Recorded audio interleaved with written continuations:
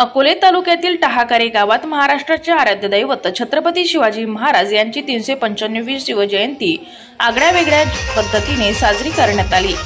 या वर्षी आयोजित कार्यक्रमात शिवसेना अहिल्यानगर जिल्हा संपर्क प्रमुख बाजीराव दराडे आणि अकोले पोलीस स्टेशनचे पोलीस निरीक्षक बोरसे प्रमुख पाहुणे म्हणून उपस्थित होते।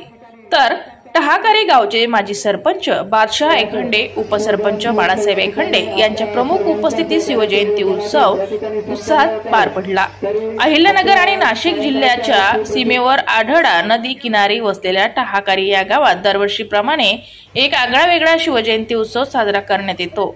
शिवजयंतीचा उत्सव या गावात सण म्हणून साजरा केला जातो।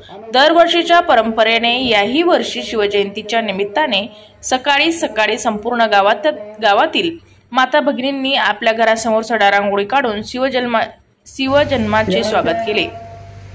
शिवजयंतीच्या दिवशी सर्व गावकरी पुरणपोळीचा स्वयंपाक करून छत्रपती शिवाजी महाराजांना नैवेद्य दाखवून नंतरच जेवण करतात। ही टाहाकारे गावची परंपरा आजही कायम आहे।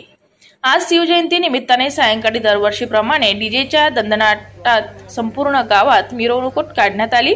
या मिरवणुकीत गावातील सर्व जाती धर्मातील लोक सहभागी झाले होते।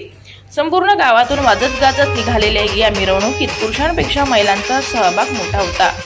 सायंकाळी सर्व गावातून मिरवणुकीने जाऊन अंबाई मंदिर परिसरात छत्रपती शिवाजी महाराजांच्या अश्वारूढ पुतळ्याजवळ शिवजन्मोत्सवानिमित्त विविध कार्यक्रम आयोजित करण्यात आले होते।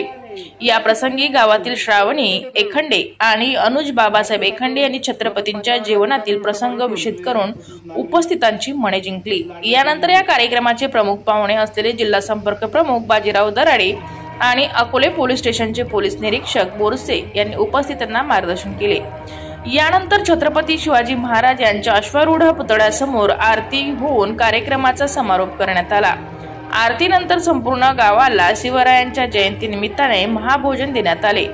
अतिशय उत्साहात आयोजित करण्यात आलेल्या या जयंती कार्यक्रमात मोठ्या संख्येने ग्रामस्थ, महिला, तरुण, अबालवृद्ध सहभागी झाले होते।